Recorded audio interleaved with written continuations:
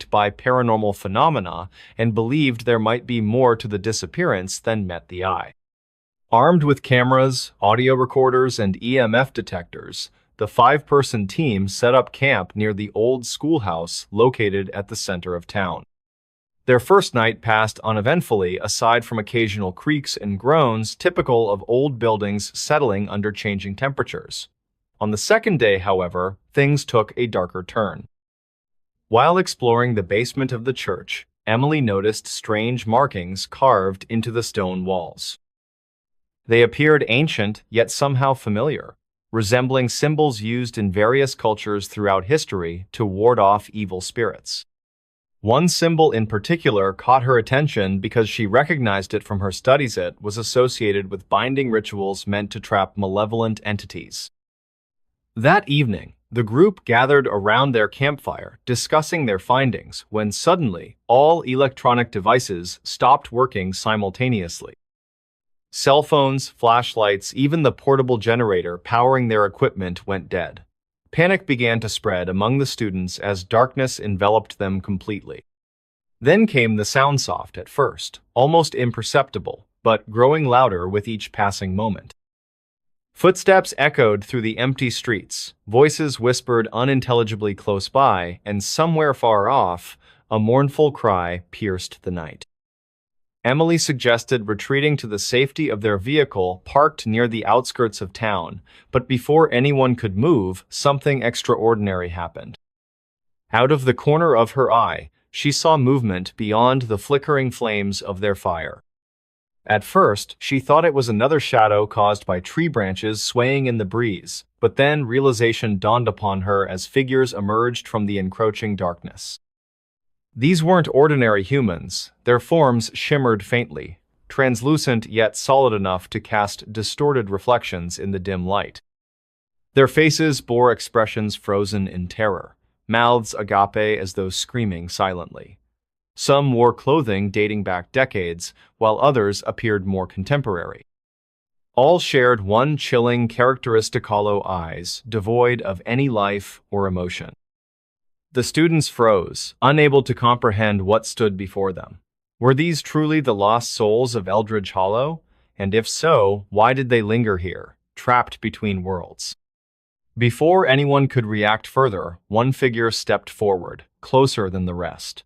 Its presence radiated both sorrow and anger, emanating waves of cold that made breath visible in the already frigid air. The entity opened its mouth, and although no audible words reached their ears, the message became crystal clear inside their minds. "You shouldn't have come here." And with that ominous warning, the world around them began to shift. The ground beneath them trembled slightly, and the air grew heavier, pressing down on their chests as if an invisible hand sought to suffocate them. The once familiar landscape of Eldridge Hollow began to warp and twist, the outlines of buildings melting away like wax under a flame. Trees bent unnaturally, their branches reaching out toward the students with claw-like precision. The fire that had been their only source of warmth and light now flickered erratically, casting grotesque shadows that seemed to move independently of their sources. "What is this place?" muttered Kevin, the group's resident skeptic, his tone laced with fear. For once, he didn't try to rationalize the situation or dismiss it as a trick of the mind. I think we're seeing the truth behind Eldridge Hollow," Emily replied, her voice barely above a whisper. These people didn't just disappear, they were pulled into something else entirely. As if responding to her words, the ground beneath them shifted again, this time splitting open to reveal a gaping chasm filled with writhing shadows. The spectral figures that had once been the townspeople now hovered over the abyss, their forms becoming less distinct, more amorphous. They reached out toward the students, their fingers elongating into sharp talons. "We must leave," urged another voice, this one different from the others. It carried a note of urgency, almost pleading. Turning toward its source, the students saw a figure standing apart from the rest, a young man with dark hair and piercing blue eyes that glowed faintly in the unnatural light.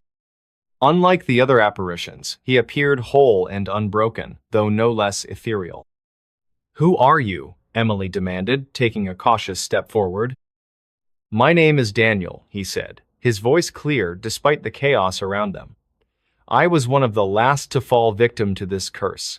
You must listen to me if you wish to survive. What curse? Asked Laura, clutching her arms tightly around herself as another wave of cold swept over them. Daniel hesitated, as though reluctant to share his story. Centuries ago, this land was sacred to the Native Americans who lived here. They performed rituals to protect it from evil forces that lurked beneath the surface. But when settlers arrived, they disrupted the balance, disturbing ancient spirits that had lain dormant for generations. Over time, those spirits grew stronger, feeding on the fear and suffering of those who crossed their path. He paused, his gaze locking onto each member of the group in turn. By the early 2000s, the town had become a prison, its inhabitants trapped between worlds.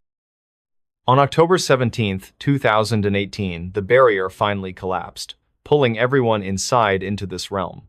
Now, it seeks to claim new victims. But why us? Kevin asked, his voice shaking. We didn't mean to intrude. That doesn't matter. Daniel replied grimly. Once you stepped foot in Eldridge Hollow, you became part of its cycle. The only way to break free is to reverse the ritual that bound these spirits to the land. And how do we do that? Emily pressed, her heart pounding in her chest. Daniel gestured toward the chasm. Deep within that void lies the Heart of Shadows, a crystal formed from the concentrated hatred of the trapped souls. If you can retrieve it and destroy it, the curse will end, but beware, for the spirits will stop at nothing to prevent you from succeeding. Before anyone could respond, the ground trembled violently, throwing them off balance. The spectral figures surged forward, their cries of anguish turning into deafening roars. The chasm widened, spewing forth tendrils of darkness that wrapped around their legs, pulling them closer to the edge. Follow me, Daniel shouted, sprinting toward the nearest rock formation. If we can reach the heart, we might still have a chance. The students exchanged panicked glances before breaking into a run, their footsteps echoing against the cavernous landscape. Behind them, the spirits pursued relentlessly, their forms merging into a single, monstrous entity that towered above the plains. Its mouth opened wide, revealing rows of jagged teeth, and a guttural roar shook the very foundation of the world. As they ran, Daniel explained the layout of the realm, pointing out landmarks that would guide them toward the Heart of Shadows. Along the way, they encountered obstacles designed to test their resolve. Illusions meant to confuse them, traps hidden within the terrain, and moments of doubt that threatened to tear them apart from within. At one point, Kevin stumbled and fell, his ankle twisting painfully beneath him. "Leave me," he cried, tears streaming down his face as the shadowy tendrils crept closer. "Save yourselves." "No," Emily snapped, grabbing his arm and hauling him to his feet. "We're in this together, whether you like it or not." With renewed determination, they pressed onward, their bonds strengthening with every challenge they faced. When they finally reached the entrance to the chasm, Daniel warned them of the dangers ahead. The heart is guarded by the Spirit King itself, a being of pure malice and destruction. To defeat it, you'll need courage, strategy, and perhaps a little luck. Armed with makeshift weapons fashioned from rocks and sticks, the students descended into the depths of the chasm, their hearts pounding in unison as they prepared to face whatever lay ahead. The air grew colder with each step, and the walls shimmered with veins of black crystal that pulsed faintly, as though alive. And then they saw it, the Heart of Shadows, suspended in midair at the center of a vast chamber. It glowed with an eerie light, its surface etched with runes that pulsed in time with the students' own heartbeats. Surrounding it was the Spirit King, a towering monstrosity with multiple arms ending in razor-sharp claws. Its eyes burned with hatred as it regarded the intruders. "You dare to challenge me?" it boomed, its voice reverberating through the chamber. "Foolish mortals, your kind has caused enough suffering. Now you shall join them." Without hesitation, the students launched their attack. using every ounce of strength and ingenuity they possessed.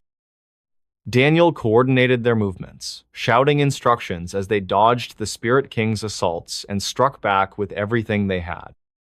The battle raged on for what felt like hours, the chamber filling with the sounds of clashing metal, shattering stone, and anguished screams.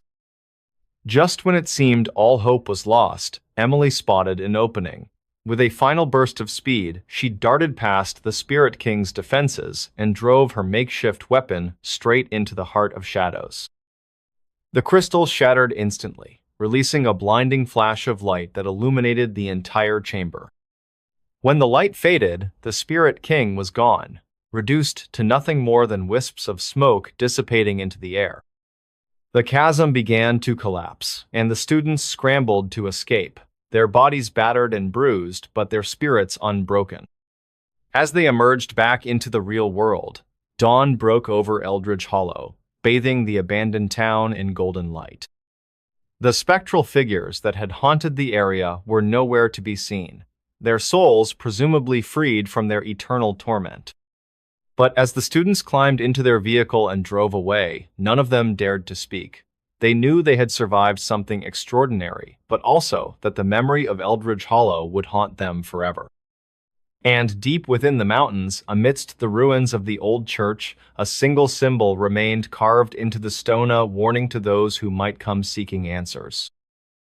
I listened to a radio broadcast from 1948, and something answered back. The discovery of the journals in Walter Hayes' abandoned farmhouse sent a ripple through the small town of Elmwood, Illinois. It was late March 2021 when two local teenagers, Jake Miller and Timmy Brown, stumbled upon the property while exploring on their ATVs during spring break. The house had been vacant for decades, its windows boarded up and vines creeping over the once white siding. Out of curiosity, they broke in through a rotted-out back door. Inside, the air smelled musty, carrying traces of mildew mixed with something metallic like old blood. Dust coated every surface, untouched by human hands for years.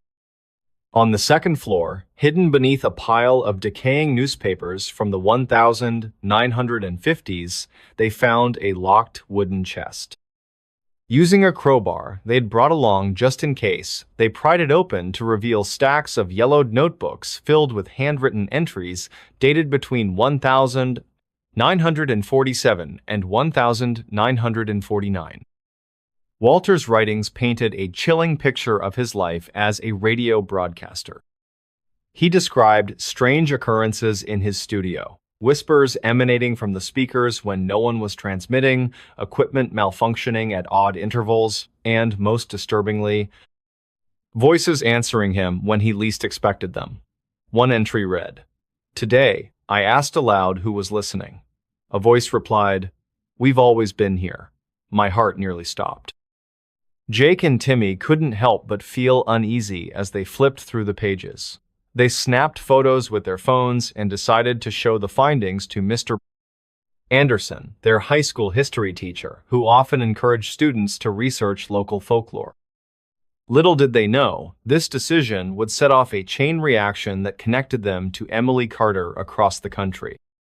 Meanwhile, Emily's disappearance became national news. Investigators scoured her apartment, piecing together fragments of what might have happened. Forensic experts identified faint fingerprints on the charred remains of the radio, belonging to someone other than Emily. This unknown person appeared to have handled the device shortly before the fire started. DNA analysis revealed no match in any public database, leaving authorities baffled. In May 2022, a paranormal researcher named Dr. Margaret Langston arrived in Portland, drawn by the case's peculiarities. She specialized in studying anomalous technology and believed there might be more to the vintage radio than met the eye. After obtaining permission from the fire department, she reconstructed the damaged device using spare parts sourced from antique shops. When powered on, it crackled to life, playing static-laden music that sounded eerily familiar yet outdated. Dr. Langston noticed something unusual about the radio's internal components. Beneath the casing lay intricate wiring patterns resembling fractal designs rather than standard engineering blueprints. These patterns matched symbols sketched in Walter Hayes's journals, which had been published online after Jake and Timmy shared their discovery. Coincidence? Or evidence of a deeper connection? Back in Elmwood, Mr. Anderson organized a team of volunteers to search the surrounding woods near Walter Hayes's farmhouse. According to legend, these forests were home to the Whisperers, a group of mysterious entities said to communicate through sound waves. Some claimed they could hear voices in the wind, especially around midnight. Skeptical but intrigued, the group ventured out one moonlit night armed with recording equipment. At precisely 12:03 a.m., their microphones picked up a series of low-frequency tones followed by distorted words. Transcribed later, the message read, "Tell Emily we're waiting." Shaken, Mr. Anderson contacted Dr. Langston immediately, sharing the audio file via encrypted email.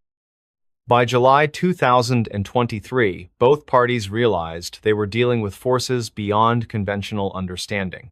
Dr. Tamsist. Langston theorized that certain frequencies acted as gateways to alternate dimensions or timelines. She hypothesized that the radio served as a conduit, allowing communication between our world and whatever existed on the other side. But why target Emily specifically? And what role did Walter Hayes play in all this? As autumn leaves began to fall, tensions mounted among those involved. Each new revelation only deepened the mystery. In October, Dr. Terrian Langston received an anonymous package containing another journal entry written by Walter Hayes. This time, it detailed his final broadcast, the one Emily heard in 2018. At the bottom of the page, scrawled hastily in red ink, were 3 words. "They're coming for her." Now aware of the danger looming over Emily, Dr. Langston assembled a team including Jake, Timmy, and Mr. Anderson to locate her. Their search led them to a remote cabin nestled in the Cascade Mountains, where they believed she might have gone into hiding. As they approached the isolated structure under a starry sky, they couldn't shake the feeling that unseen eyes watched their every move. Inside the cabin, Emily sat alone, staring at the repaired radio sitting atop a rickety table. Its dial glowed faintly in the dim light, tuned once again to 612 kHz. The voice of Walter Hayes echoed softly through the speakers, repeating his now familiar call sign. But this time, Emily didn't respond. Instead, she waited patiently, knowing full well what awaited her next. And then, the door creaked open. A gust of cold air swept through the room, extinguishing the single candle that provided feeble illumination. Shadows danced wildly across the walls, as if reacting to some unseen force. Emily's breath quickened, though not out of fear. She felt strangely calm, almost resigned. Outside, the howl of the wind grew louder, blending with faint whispers that seemed to emanate directly from the radio itself. "Who's there?" Dr. Langston called out cautiously as she stepped inside, her flashlight beam cutting through the darkness. Behind her stood Jake and Timmy, gripping makeshift weapons fashioned from branches they'd collected along the way. Mr. Anderson lingered near the doorway, his face pale but determined. Emily turned slowly, her eyes meeting Dr. Langston's. "You shouldn't have come," she whispered, her voice steady despite the tension filling the air. Before anyone could respond, the radio emitted a sharp crackle, followed by a burst of static so loud it made everyone flinch. Then, clearer than ever before, Walter Hayes's voice spoke again, but this time it carried an unmistakable edge of panic. "They're here," he intoned, each word heavy with dread. "They've broken through." Before anyone could process the implications, the cabin shook violently as though struck by an earthquake. Books tumbled from shelves, and the wooden floor groaned ominously beneath their feet. In the corner of the room, a mirror hanging crookedly on the wall rippled like water, distorting reflections until they bore no resemblance to reality. From within the warped glass emerged shapes indistinct figures cloaked in shadow, their forms shifting unpredictably. Jake instinctively grabbed Timmy's arm, pulling him closer. "What are those things?" he stammered, his voice trembling. "I don't know," Dr. Langston admitted, her scientific training momentarily overshadowed by raw fear. "But we need to shut down the radio. Now." Emily hesitated, her gaze fixed on the device as if entranced. "It's too late," she murmured. "They've already answered." Suddenly, one of the shadowy figures detached itself from the mirror, stepping fully into the room. Its presence radiated an oppressive weight, forcing everyone to take a step back. Though featureless, the entity exuded malice, its very existence seeming to drain the air of oxygen. More shapes followed suit, emerging not only from the mirror but also from the corners of the room, materializing as if summoned by some invisible command. Mr. Anderson raised his hand, attempting to shield himself and the others. "Stay back," he shouted, though his voice lacked conviction. The shadows paid him no heed, advancing steadily toward the group. In desperation, Dr. Langston lunged for the radio, fumbling with the dials in an effort to disrupt the frequency. Sparks flew as she twisted the knobs, creating bursts of static that temporarily drowned out Walter Hayes' voice. For a brief moment, the entities paused, their movements faltering as if disoriented. But the respite was short-lived. Soon enough, they resumed their approach, undeterred by the interference. Emily finally snapped out of her trance-like state, grabbing Dr. Langston's wrist. "Don't stop," she urged. "Keep trying. If we can sever the connection, maybe we'll stand a chance." Working together, the two women adjusted the radio settings methodically, guided by intuition rather than logic. Meanwhile, Jake and Timmy used their makeshift weapons to fend off the closest shadows, striking blindly at anything that came within reach. Their efforts proved futile. The entities moved with fluid grace, slipping past blows as though untouchable. Amidst the chaos, Mr. Anderson noticed something peculiar about the radio's wiring. Attached to one of the internal components was a small piece of paper bearing a handwritten note. "To close the gate, you must complete the cycle." Below the instruction were coordinates latitude and longitude that corresponded to a location deep within the forest surrounding Walter Hayes' farmhouse. Without hesitation, he shouted the information to the others. "There's a way to stop this. We have to go back to Illinois." Though skeptical, the group agreed there was no better option. With the radio in tow, they fled the cabin, pursued relentlessly by the shadowy figures. The journey ahead promised peril and uncertainty, but one thing remained clear. The answers they sought lay buried in the past, and perhaps the key to survival rested in completing the enigmatic cycle hinted at in Walter Hayes' cryptic message. They said this doll was cursed, but that's not the scariest part. The room seemed to pulse with an otherworldly energy as Marcus and Emily pressed forward, determined to help Elizabeth. The whisper had confirmed their suspicions. She was bound not by malice but by fear, trapped between worlds due to the promise she'd made long ago. Now they faced the daunting task of breaking that vow without unleashing unforeseen consequences. Marcus adjusted his position, placing a hand on the table where Clara rested. His voice carried a mix of authority and compassion as he spoke directly into the void. "Elizabeth," he began, his tone measured yet firm. "We know you're here. We can feel your presence. It's time to let go." For several moments, silence reigned supreme.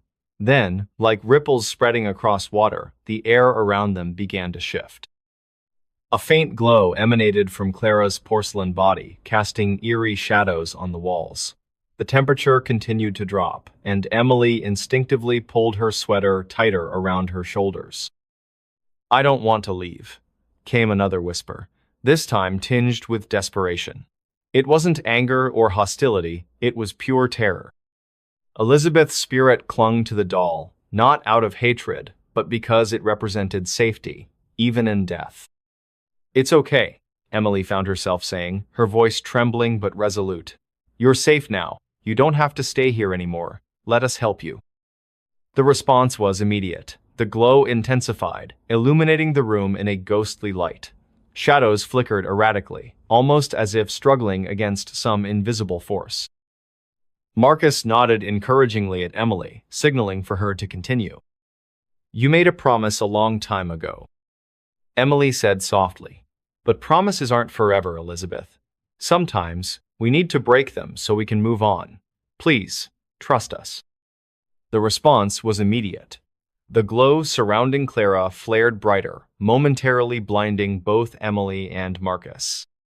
When their vision cleared, they saw something neither had expected: a translucent figure standing before them. It was a young girl, no older than 10, dressed in period clothing. Her wide eyes were filled with equal parts fear and hope. "Will it hurt?" she asked, her voice barely above a whisper. "No," Marcus replied gently. "It won't hurt, but you have to be brave. Are you ready?"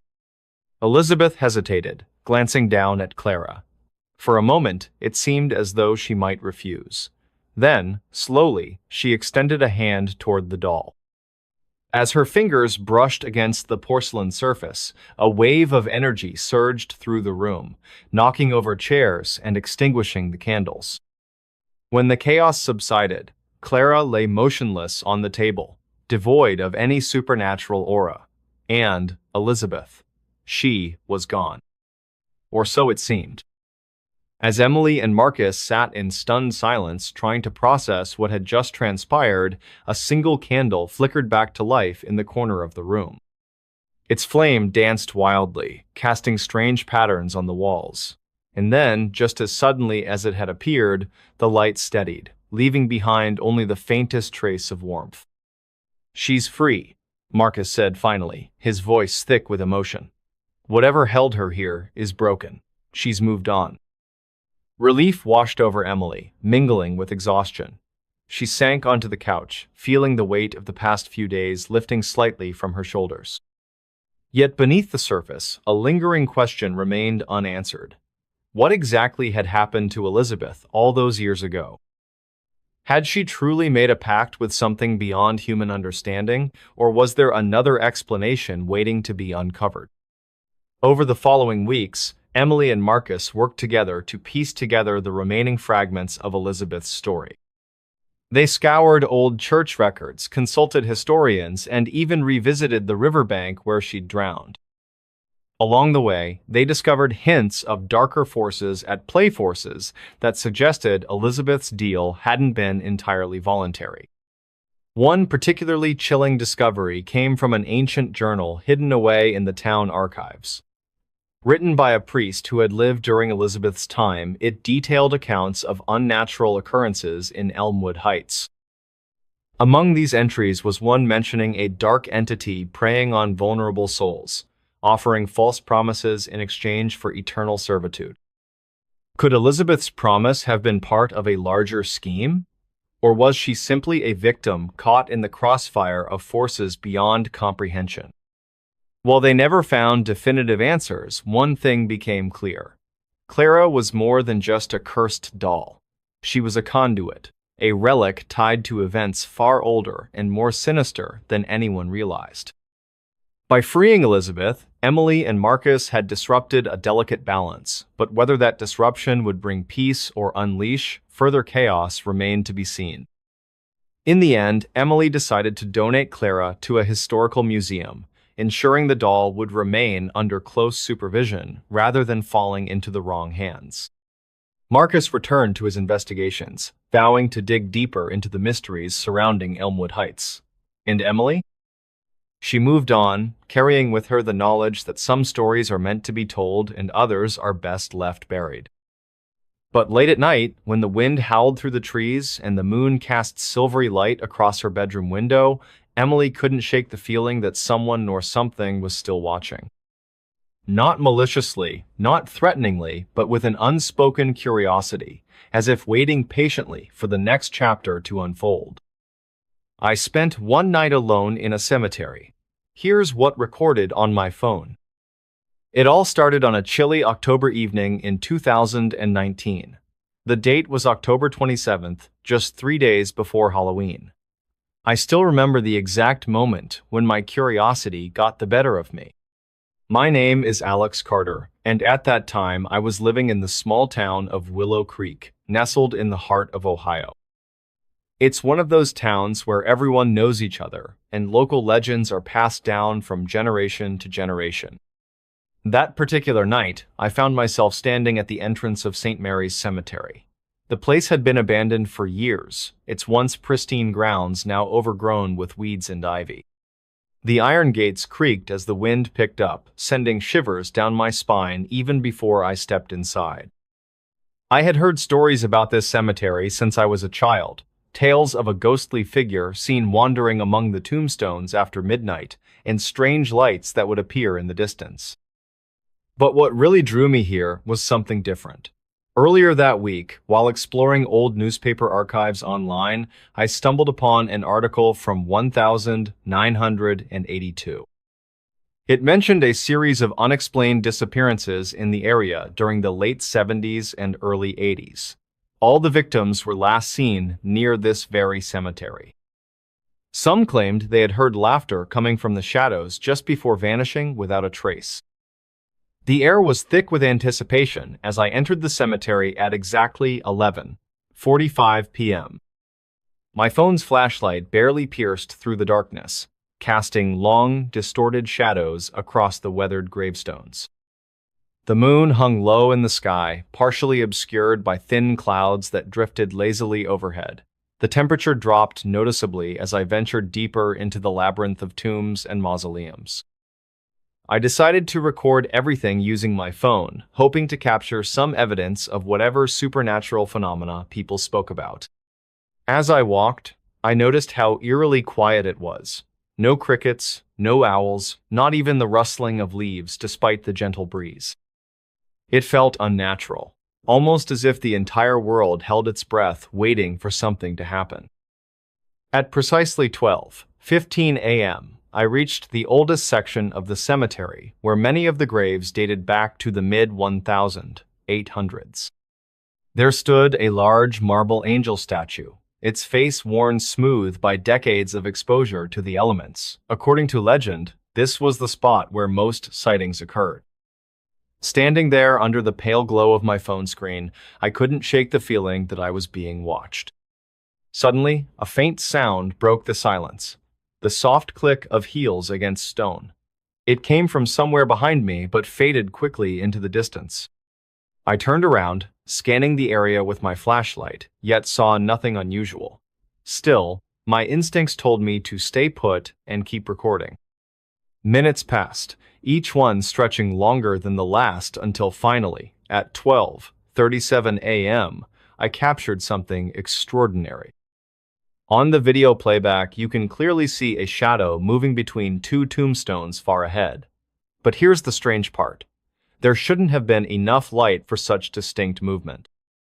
And when I zoomed in later, I could make out a figure wearing what appeared to be an antique dress, her hair flowing freely in the non-existent wind.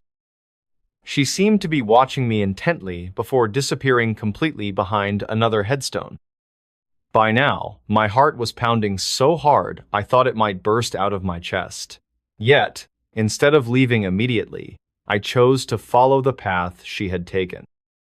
Each step felt heavier than the last, as though invisible forces resisted my progress. When I arrived at the location where she vanished, I discovered something unsettling. Fresh footprints pressed into the damp earth, leading toward the center of the cemetery. Following these tracks brought me to an open clearing surrounded by towering oaks, whose branches intertwined high above like skeletal fingers reaching for the heavens. In the middle of the clearing lay an ancient oak tree with a hollow trunk wide enough for someone to crawl inside. Curiosity overcoming fear, I approached cautiously, shining my light into the dark cavity within. Inside, I found remnants of burnt candles scattered around alongside pieces of torn fabric and strange symbols etched into the bark. They looked familiar somehow, reminding me of images I'd seen in books about occult practices. But before I could examine them further, the atmosphere changed dramatically. The wind howled louder now, carrying whispers that seemed to form words in a language I didn't recognize. Then, without warning, my phone battery died completely, plunging me into total darkness. As I stood there, unable to see anything beyond arm's length, panic began creeping in. The whispers grew louder, forming coherent sentences, though none made sense to me. Suddenly, I felt a cold presence brush past my shoulder, followed by a chilling laugh echoing through the clearing. Time seemed to stretch infinitely, as every second dragged on endlessly.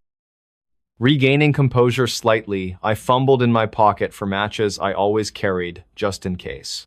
After several failed attempts due to trembling hands, I managed to strike one against the box.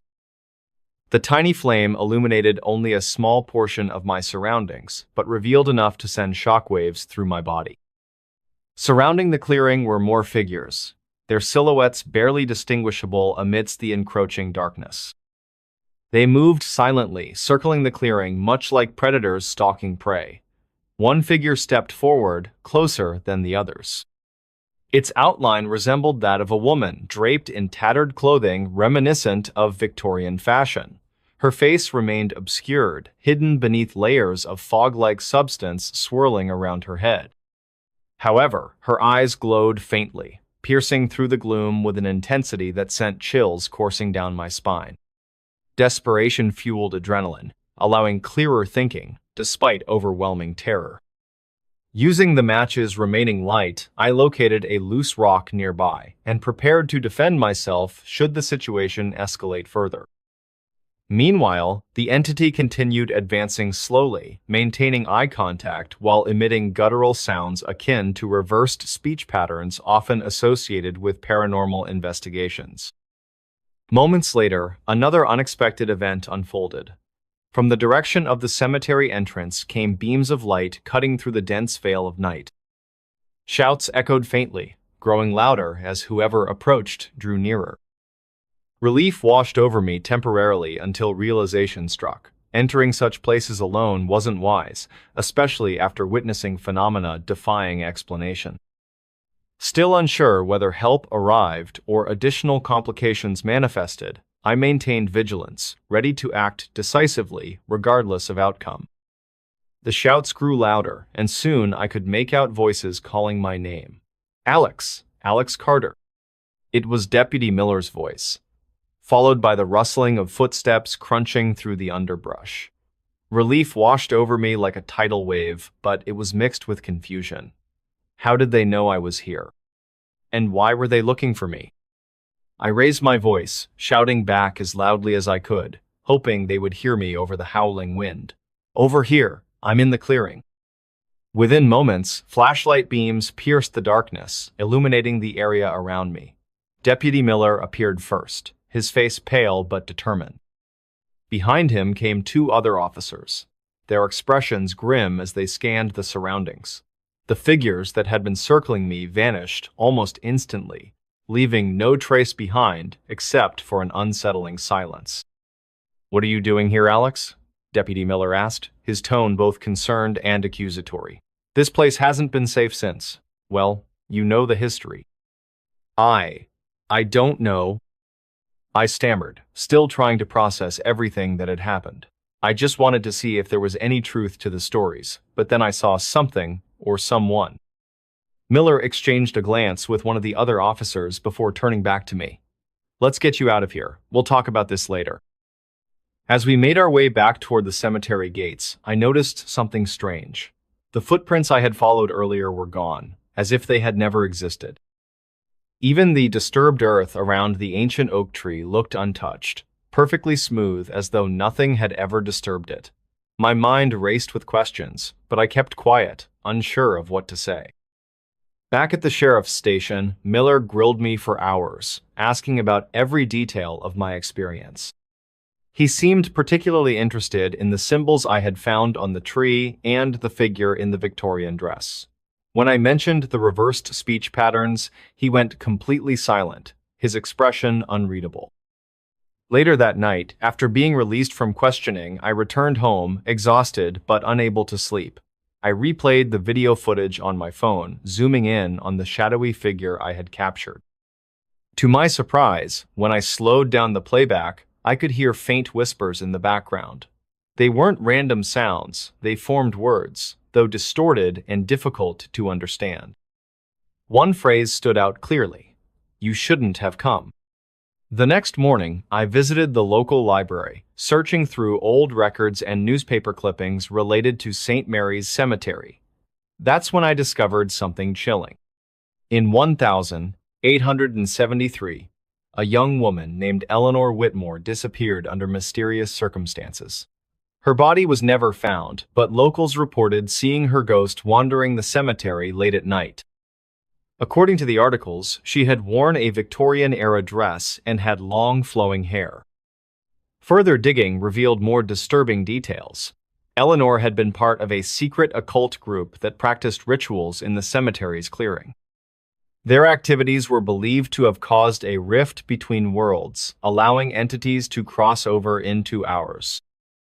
Some claimed these beings were responsible for the unexplained disappearances in the late 70s and early 80s. Armed with this new information, I returned to the sheriff's office, eager to share my findings with Deputy Miller. However, when I arrived, I was told he had taken a sudden leave of absence, citing personal reasons. His desk was cleared out, and none of the other officers seemed willing to discuss the case further. Days turned into weeks, and though I tried to put the incident behind me, it haunted me constantly. Every time I closed my eyes, I saw the glowing eyes of the entity in the clearing, or heard the chilling laughter echoing through the dark.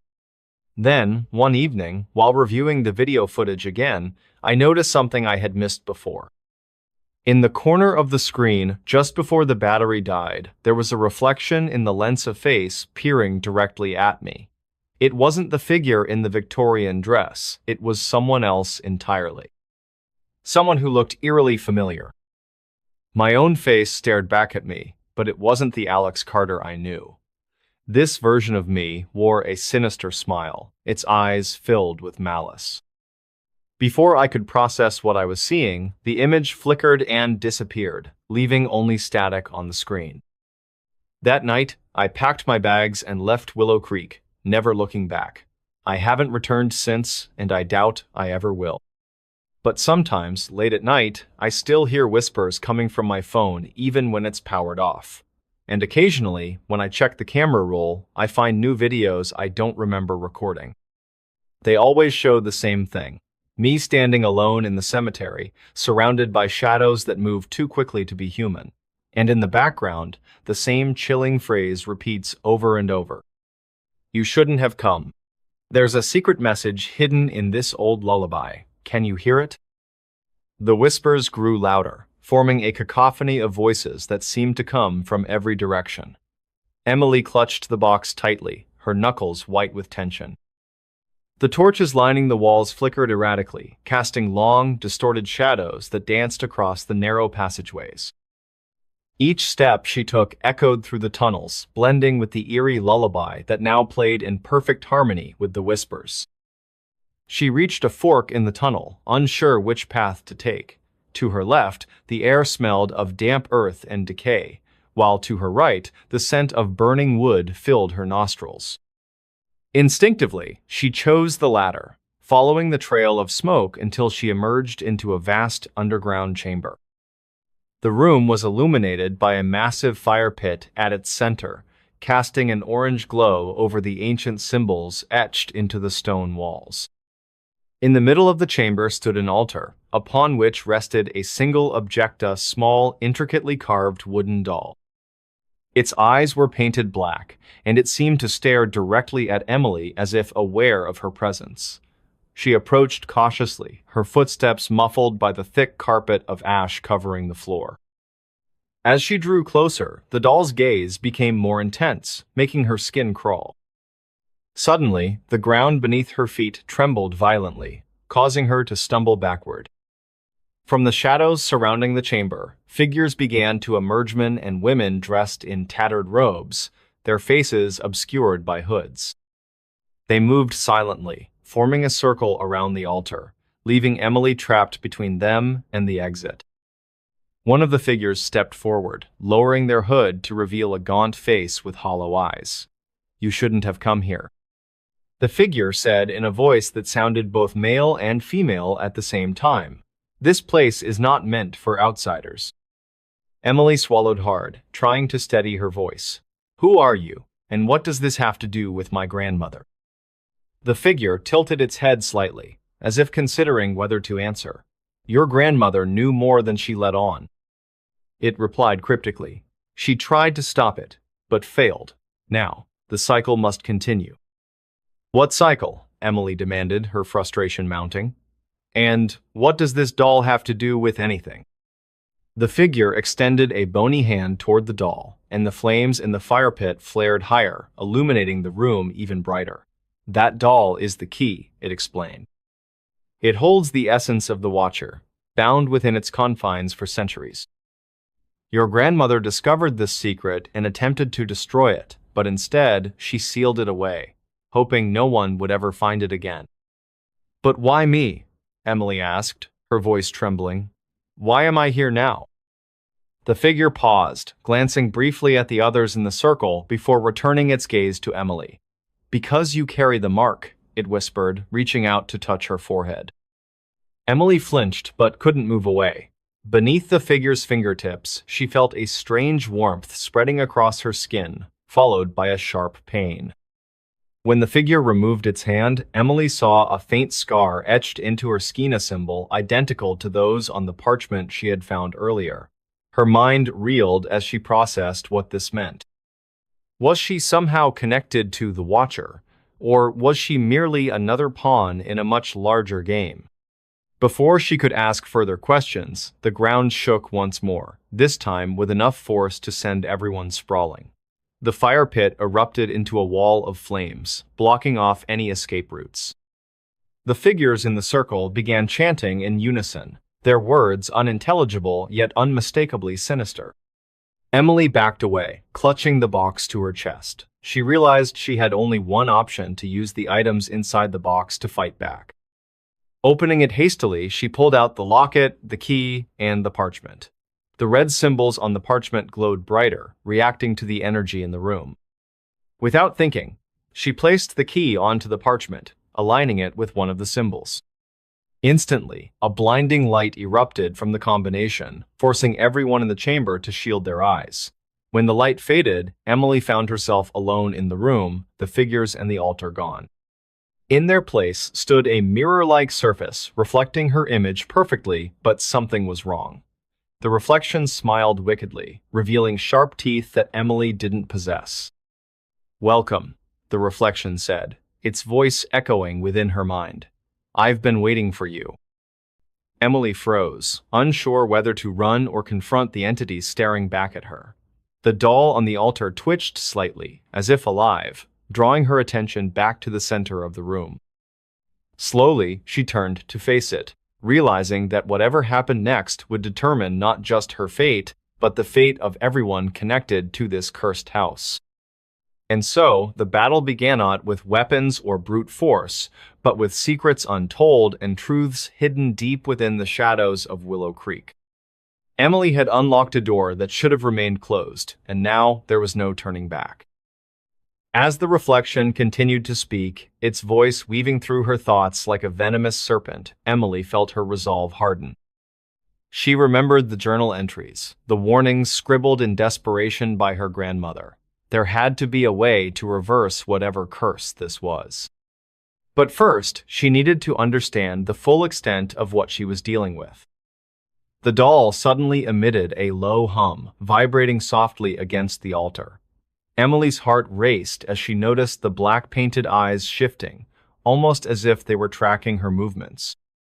She hesitated for a moment, then slowly approached the altar, her hand trembling as she reached for the doll.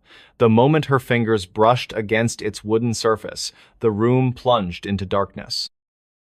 A cold wind swept through the chamber, extinguishing the remaining embers of the fire pit. Emily could hear faint laughter echoing all around her, though she couldn't pinpoint its source. Panic set in, but she forced herself to remain calm. Using the glow of the still luminous parchment, she examined the doll more closely. Carved into its back was a series of runes that matched the ones on the parchment. It was as if the doll itself held answers if only she could decipher them. Her thoughts were interrupted by the sound of footsteps approaching from behind. Spinning around, she saw the shadowy figure from earlier reappearing, though this time it wasn't alone. More hooded figures materialized out of the darkness, encircling her once again. Their chanting resumed, louder and more insistent than before. "You cannot win," the lead figure intoned, stepping closer. "The Watcher has chosen you. Resistance is futile." Emily gritted her teeth, refusing to give in to fear. Clutching the box and the parchment tightly, she focused on the symbols glowing faintly in her hands. If her grandmother had managed to seal the Watcher away once, perhaps there was a way to do it again. But time was running out, and the stakes were higher than ever. What lay ahead was far worse than anything she could have imagined. The man next door vanished, but left behind a diary that chills me to the bone. It all started on a quiet Tuesday evening in March 2021. The neighborhood of Willow Creek, located just outside Portland, Oregon, was known for its friendly residents and picturesque streets lined with maple trees. For years, everything seemed normal until the man next door disappeared. His name was Thomas Grayson, a reclusive writer who kept mostly to himself. He lived alone in a modest two-story house at 14 Elmwood Avenue, directly adjacent to my family's home. We had never spoken much beyond polite nods or the occasional wave when our paths crossed in the yard. Still, there was always something about him that felt off. Maybe it was the way he would stare into space during those rare moments we exchanged pleasantries, his eyes distant as if lost in another world entirely. Or perhaps it was the faint scent of burning incense that drifted over from his property every now and then, mingling strangely with the fresh air of spring mornings. The first sign that something was wrong came late one night. I was working on some paperwork in my study when I heard what sounded like muffled screams coming from across the fence. At first, I dismissed it as my imagination playing tricks on me. It wasn't uncommon for wind to carry odd noises through these parts, but the sound persisted, growing louder before abruptly cutting off. My curiosity got the better of me, so I decided to investigate. Grabbing a flashlight, I stepped outside and made my way toward Thomas's house. The front porch light was off, which struck me as unusual since he usually left it on even after dark.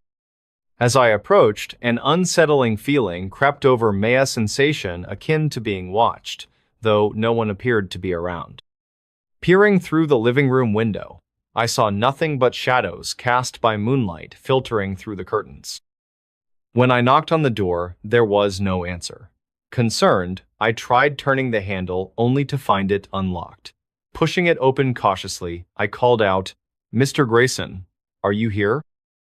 Silence greeted me in return. Inside, the atmosphere was oppressive. Every surface seemed to hum with a strange energy, as though the very walls were alive. The air smelled damp, mixed with traces of sulfur and odor I couldn't quite place, but knew instinctively wasn't natural. Moving further into the house, I noticed small details that hinted at Thomas's abrupt departure. A coffee mug still warm on the kitchen counter, pages scattered across the dining table, each filled with frantic handwriting, and most disturbingly, a diary propped open on the bedside table in his bedroom. Curiosity overwhelmed caution as I picked up the journal. Its leather cover was worn, almost brittle, and bore strange symbols etched into the corners. Inside, the entries spanned several months, chronicling events leading up to his disappearance. Each page revealed more about Thomas than I ever imagined possible, and painted a picture far darker than I could have anticipated. I can't shake the feeling that they're watching me. It started last week, whispers in the dead of night, soft enough to dismiss as mere imagination, until I realized they followed me everywhere. Outside my window, behind closed doors, even inside my own head. They call my name sometimes, their voices low and raspy, like old men choking on dust. but when I turn, no one is there. At first, I thought it might be stress. Writing deadlines, sleepless nights, maybe I'm losing my mind. Then, I found them the marks. Carved into the bark of the ancient oak tree in my backyard, they look like runes or hieroglyphs. I don't recognize them, but they pulse faintly under certain lights, almost glowing. If I concentrate hard enough, I swear I hear whispers emanating from them. What am I getting myself into? As I read, the hairs on the back of my neck stood up. These weren't just random thoughts scribbled down in haste. They were deliberate records of escalating terror. By April, Thomas's entries grew increasingly erratic, detailing encounters with shadowy figures lurking near his windows, footsteps echoing through empty hallways, and dreams so vivid they blurred the line between reality and nightmare. One entry stood out in particular. Tonight, I saw it. Not just the shadows, they've been part of my life for weeks now, but it, whatever it is, it manifested fully for the first time while I sat writing at my desk. A figure emerged from the corner of the room, tall and gaunt, its face obscured by darkness. Its presence radiated cold, freezing the air around me. I couldn't move, couldn't scream, could only watch as it leaned closer, whispering words too ancient to comprehend. Then it vanished, leaving behind a single word scrawled in red ink on the wall. Remember. Is this madness? Am I hallucinating? Or has something truly evil taken root in my home? By the time I reached the final pages, my hands trembled. The last entry dated back to May 3rd, barely legible due to the urgency with which it was written. They know I'm onto them. The whispers have grown louder, insistent now, demanding sacrifices I refuse to make. Last night, I caught glimpses of movement outside my window. Dozens of shapes gathering beneath the oak tree, forming a circle around it. When I went to investigate, they turned their heads in unison, staring straight at me with hollow eyes. One stepped forward, pointing a finger directly at my chest. If I survive this, I'll burn everything. Every book, every ritual guide, every cursed artifact I foolishly brought into my home. Until then, I must endure your escape. That was where the diary ended. No explanation, no resolution, just silence. Shaking off the chill running down my spine, I placed the journal back where I'd found it and began searching the rest of the house for clues. In the basement, I discovered an altar-like setup surrounded by candles, ashes, and remnants of what looked like burnt paper. Symbols identical to those carved into the oak tree covered the walls, some smudged as though hastily erased. But the most alarming discovery awaited me upstairs. Hidden beneath Thomas's bed was a locked wooden box. After fumbling with the latch for several minutes, I managed to pry it open, revealing its contents. Photographs of local landmarks, newspaper clippings about missing persons cases dating back decades, and a folded map marked with X's corresponding to specific locations throughout Willow Creek. Before I could examine the items further, the lights flickered violently, plunging the house into darkness. A low growl echoed through the halls, followed by the sound of heavy footsteps ascending the stairs. Panic surged within me, urging me to flee. Grabbing the box and diary, I sprinted out of the house, locking the door behind me as I ran. Back at my own home, I barricaded myself inside, heart pounding as I replayed the events of the evening in my mind. Something unnatural lingered within Thomas Grayson's house, and whatever it was, it hadn't finished with him yet. Now, days later, I sit here writing this account, piecing together fragments of information from the diary and other sources. The photos and maps hint at a pattern connecting Thomas's disappearance to others in the area, people who vanished without a trace, their homes left eerily intact like his. Could there be a larger force at play, one responsible for all these vanishings? And why does the phrase "remember" keep haunting me? As dawn breaks outside, I realize I may not have long to uncover the truth. Whatever happened to Thomas, whatever drove him to write those chilling entries, feels dangerously close to finding me next. The whispers begin again. soft at first, then louder, filling the room with echoes of a language I don't understand. My skin prickles as I glance toward the window, catching sight of movement beyond the glass. Shadows gather, forming silhouettes that mimic human forms, their hollow eyes fixed on mine. Determined to unravel the mystery, I spent the following days poring over the contents of the box Thomas had hidden. Among the newspaper clippings were articles spanning nearly 50 years, each detailing a similar case. Individuals who vanished mysteriously from their homes, leaving behind no evidence of struggle or abduction. What connected them, however, was the location of their disappearances. All occurred near ancient oak trees scattered throughout Willow Creek. One article caught my attention in particular. Dated back to 1978, it described a group of teenagers who claimed to have witnessed strange ceremonies conducted beneath one such tree during a full moon. According to their testimony, hooded figures chanted in an unknown tongue, circling the base of the tree while holding lit torches. The teens fled in terror, but upon returning the next morning, they found the ground scorched and the tree bearing markings identical to those Thomas had documented in his diary. Could these rituals still be taking place? And if so, who or what was performing them? My investigation led me to the oldest resident in Willow Creek, Mrs. Eleanor Whitaker, a retired librarian with a wealth of knowledge about the town's history. She listened intently as I recounted my findings, her expression shifting from curiosity to concern. "The oaks," she murmured, her voice tinged with unease. "They've always been sacred sites for the indigenous tribes that once inhabited this land. Legends say they serve as gateways between worlds, places where the veil between reality and the supernatural thins." She paused, choosing her words carefully. In the past, settlers misinterpreted these beliefs, using the trees for their own twisted purposes. Rituals performed beneath them often invoked entities best left undisturbed. Some believe those spirits remain trapped, feeding on fear and suffering to sustain themselves. Her warning sent shivers down my spine.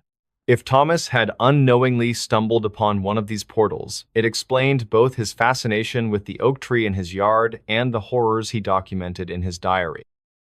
But what did it mean for me? Had I inadvertently drawn attention to myself by delving into his secrets? That night, I couldn't sleep. Every creak of the floorboards, every rustle of leaves outside my window set my nerves on edge. Around midnight, the whispers returned, this time clearer, more urgent. They weren't random sounds anymore, they formed coherent phrases, though spoken in a language I didn't recognize. Leaning closer to the window, I strained to decipher their meaning. Suddenly, the temperature in the room dropped sharply. Frost spread across the glass in intricate patterns resembling the symbols carved into the oak tree. My breath hitched as I watched the frost take shape, forming letters that spelled out a single word: come. Fear gripped me, but so did resolve.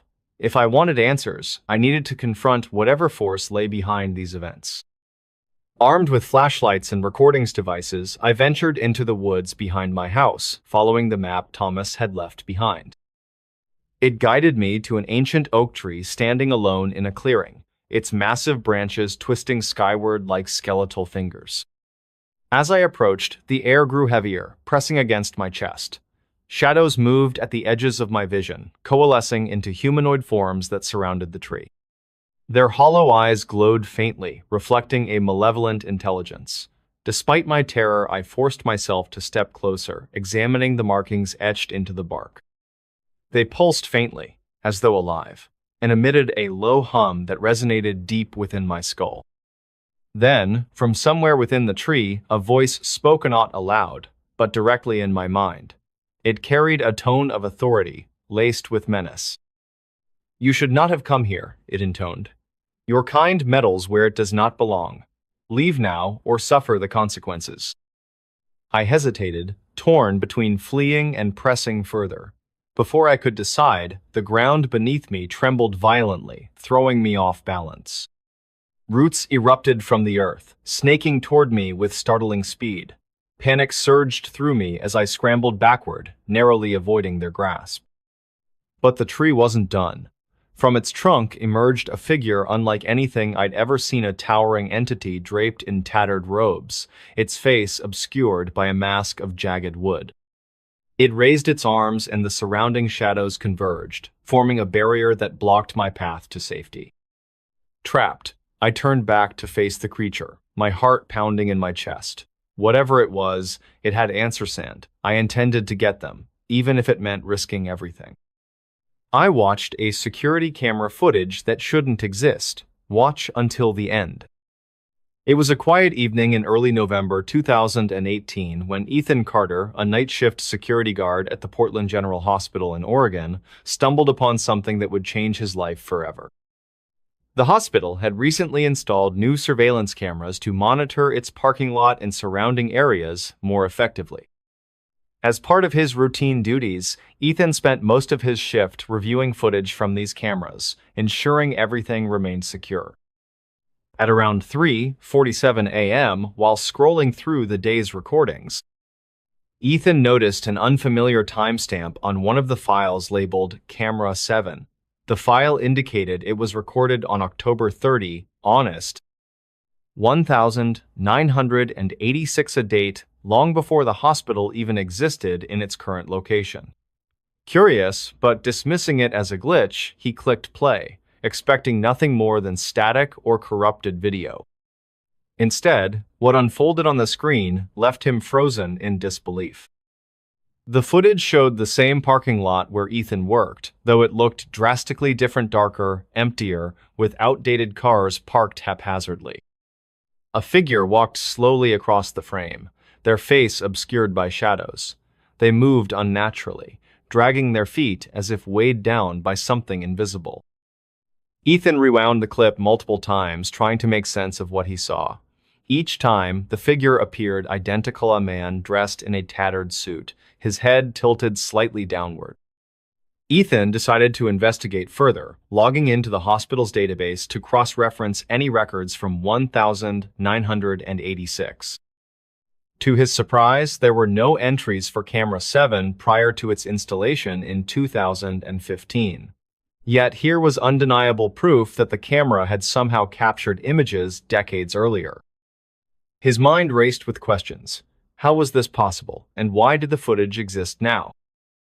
By 4:12 a.m., Ethan's curiosity turned into unease. He reached for his phone, intending to call his supervisor, Mr. Harris, but stopped mid-dial. Something about the situation felt wrong, not just eerie, but dangerous. Before he could act, the intercom system crackled to life without anyone activating it. A low, distorted voice whispered, "You shouldn't have watched." Ethan dropped his phone, his heart pounding against his chest.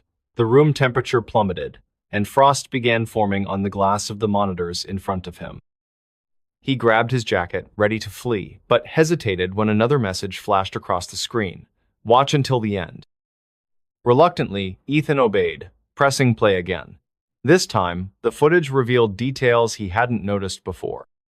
In the background, behind the shadowy figure, stood a young woman wearing a white dress. Her hair hung loosely over her face, obscuring her features, but her posture suggested she wasn't walking willingly.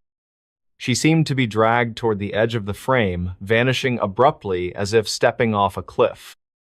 The scene shifted suddenly, cutting to black for several seconds before returning to the same location. But now, the parking lot was filled with dozens of people, all standing perfectly still. Their faces pointed directly at the camera, yet none blinked or moved. Ethan leaned closer, squinting to identify them, when the image froze entirely. On the screen, every single person turned their heads simultaneously, locking their gaze on the viewer. Before Ethan could react, the power cut out completely, plunging the control room into darkness. Panic set in as he fumbled for his flashlight, illuminating the space just enough to confirm he was alone. But the silence outside told a different story. Footsteps echoed faintly in the distance, growing louder with each passing second. 2 days later, news spread throughout the hospital about Ethan's disappearance. Surveillance tapes from the night of November 3rd showed him entering the control room but never leaving. Investigators recovered the mysterious footage from camera 7, along with additional clips Ethan hadn't seen. These new recordings depicted scenes from various dates spanning the late 1970s to the early 1990s, all taking place in locations that no longer existed. Among the recovered files was a handwritten note found near Ethan's desk. It read simply, "They're watching us." Meanwhile, in Elmwood, Illinois, a retired police officer named Robert Gray became increasingly obsessed with solving cold cases involving missing persons. One particular case haunted him: the disappearance of a nurse named Clara Hayes in 1986. According to reports, Clara vanished without a trace after working her final shift at a small medical clinic located near the present-day site of Portland General Hospital. Coincidentally, the clinic closed down shortly after her disappearance, leaving behind only rumors and unanswered questions. Robert dug deeper, uncovering old photographs and documents related to the clinic. Among them was a blueprint showing the exact layout of the building, and strangely, it included plans for a basement level that wasn't mentioned in official records. Intrigued, Robert contacted Dr. Margaret Langston, a paranormal researcher based in Seattle who had previously consulted on similar cases involving anomalous technology. Dr. Langston arrived in Elmwood in April 2022, bringing